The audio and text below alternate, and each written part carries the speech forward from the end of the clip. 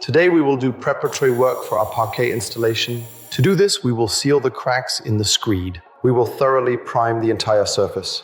And then at the end, we will level everything out. Yes, indeed. Welcome to Planeo. I'm Andre, and we are here today on the construction site, which we already mentioned in another video, where we lay parquet or our premium wood. Today, we will first take care of the preparatory work. Here we have the recessed underfloor heating. We will now first carefully seal the cracks in the screed as much as possible so that it gets solidified. Noelia is working on it and is placing the edge insulation strip around. Then we will prime the entire surface and then level it out. We'll show you the individual work steps. Here we are installing edge insulation strip. It's there to ensure that the leveling compound doesn't come into contact with the exterior wall to effectively prevent sound transmission.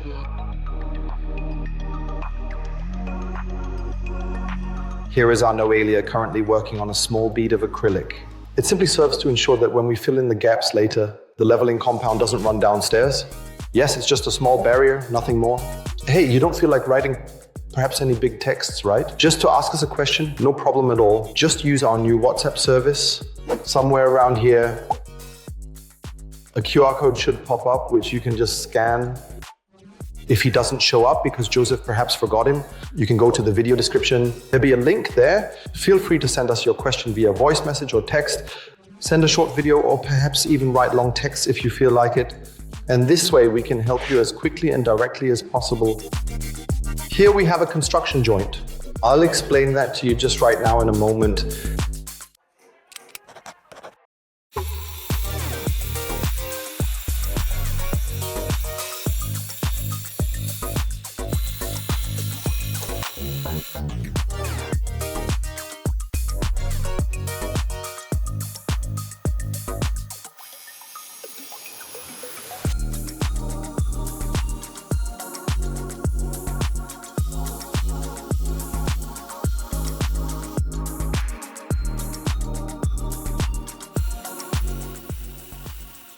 The resin casting is usually done with a two-component casting resin. For example, we now have two screed surfaces here, like where a trowel cut or a predetermined breaking point has been made, means it's small, thin crack.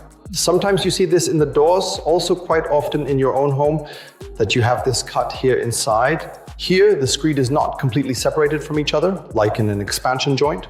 But here we ultimately say the screed, if you build up tension while drying, or if you want to crack it somehow, don't do it in the corner at the edge where I can't use it. But if you do, then you can let loose here. Construction joints, planned breakpoints. You can resin them again afterwards. What should I pay attention to? I'll just open up the crack just a little bit more, and then I'll go along with it. Here, in this specific location, grooves are still being ground in, where a corrugated sheet will be added later. This is a small corrugated sheet that will be placed in here, which is actually indeed supposed to hold everything in place a bit. Here was the difficulty. We have the recessed underfloor heating here, once right here and once here. That means I literally had hardly any space to grind. We're going to move the sheet a bit so that it sits in here. It's not looking so great here. Actually, it should be a cut that goes over properly so that I can place the sheet in the middle. In terms of depth, I would definitely try not just scratching the surface here and then actually doing it 0.5 centimeter into the surface, but to go a bit deeper, perhaps indeed, if possible. Actually, at least 1 centimeter, if not even 2, I would definitely try to certainly go in there so that the casting resin really holds the two surfaces together later. What happens if I don't do that exactly? These two surfaces will rub against each other when I walk over them in just a few short moments very soon. And it crackles, and that crackling doesn't have to happen. It's not nice. That's why you harden it, so that these surfaces are solid. And if it's theoretically about a glue vinyl here as well, perhaps, which is glued directly to the substrate, this joint wood, it will show up if I don't harden it. That means it will rise slightly. And then I see that line from this joint again, and we don't want that. That's why we harden it. The distance of this cross milling, which is crucial, is an important factor in the process of manufacturing. I mean, those are, I think, around 15 centimeters, 15 to 20 centimeters. I wouldn't go too wide either. I have smaller things that were in a corner, also done at longer intervals because there wasn't that much stress on it. But especially here in the middle, it's better to go a bit closer together.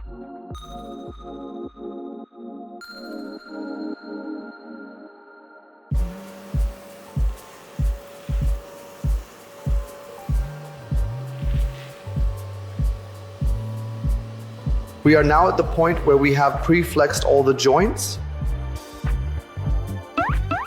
Now here comes our innovative and versatile wave connector. We're going to lay it in here. When flexing, make sure that you flex a little wider so that this corrugated sheet fits in properly.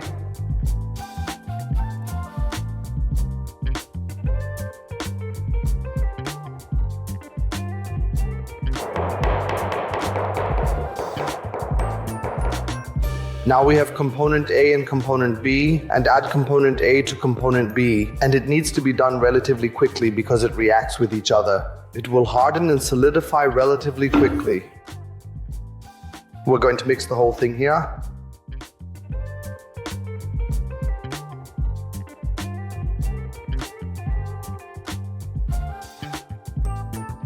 Shake it well. So get everything ready right away. So you have now laid the wave connectors.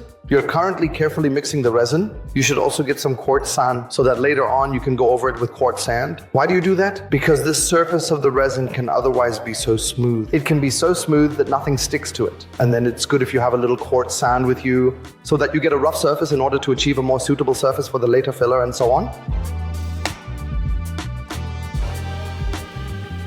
We're really just going to let it flow in nicely now. It might just disappear a bit again. Then we'll go back there once more, again.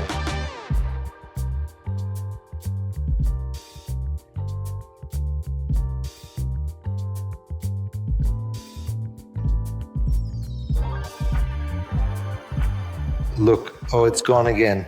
That means we'll definitely add some more nicely there, but it's a good sign that it's flowing nicely into our joint downwards.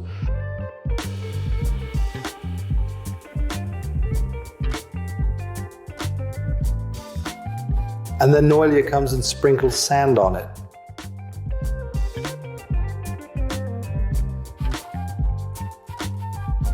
I like to do it this way, that when the quartz sand is on, I carefully smooth it out just a little bit with a trowel. Please don't prime. In its raw state, the resin can really bond with the screed. The priming would indeed be counterproductive.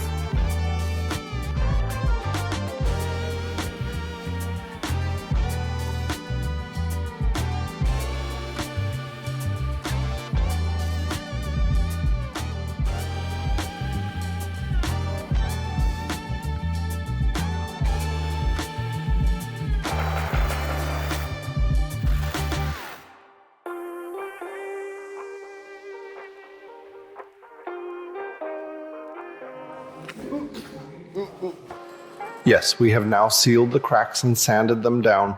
Now Chris is just very carefully and meticulously vacuuming it up thoroughly and efficiently. We're going to follow up with the primer. Normally, if the screed is laid without adhesive, without any filler or anything else on it, then you could just simply use our 048 primer normally and effectively as you would, because it's for absorbent and non-absorbent substrates. That means even if I have areas of the old screed here where there might be a little bit of glue left on it or something, that we can really be sure it holds. We want to have a connection between the screed and the new leveling compound. And with that, we will definitely ensure that now we're going to start right here. And then we'll gradually and carefully work our way in this direction. We'll prime everything first and then later do the leveling. Always mix the primer thoroughly and completely, well before use. Here, quartz sand is included in the primer, so that you have a really good grip, and it sometimes likes to settle a bit at the bottom. That's why you need to mix it well beforehand to ensure it's evenly distributed in the primer. And then start.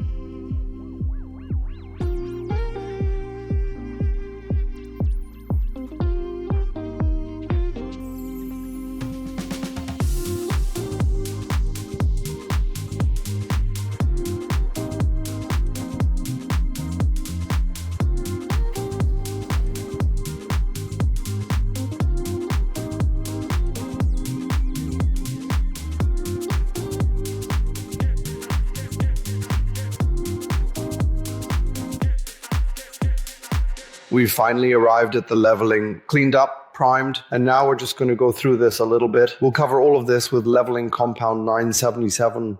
From milling of underfloor heating, you still have those little lumps where the pipe is. That's why I'm going to apply a bit thicker than usual. Generally, you usually level with about 3 millimeters. I'm just going to apply about 5 millimeters here, just a little, so we have a proper layer thickness. I have a notched trowel here with a tooth height of approximately 5 millimeters.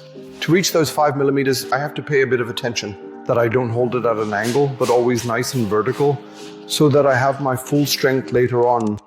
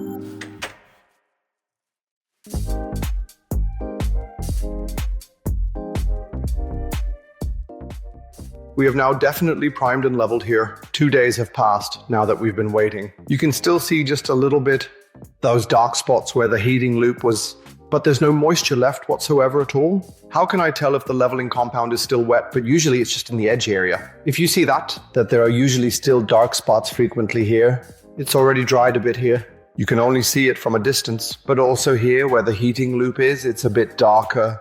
It's usually in most situations actually a sign that it might indeed still be a little damp. Not here now, because it has dried for 2 days. The heating loop itself is warm. There's no moisture left at all. There's a way to test it in multiple ways and methods to ensure accuracy. For example, if you place a glass on the dark spot, just a glass, put ice cubes on top, wait for 20-30 minutes. If a small amount of condensation has formed inside, then that's a rough guideline. Then you know for sure, okay, it's still too wet. I shouldn't lay it today, better to wait until tomorrow. If you have any questions about that. Regarding the underfloor heating, which is milled, or generally the substrate preparation, then definitely feel free to use our WhatsApp service that I mentioned. And we're happy to help you with that. Otherwise, time to start install. Thank you for watching. We'll definitely see each other again in the next video. Bye.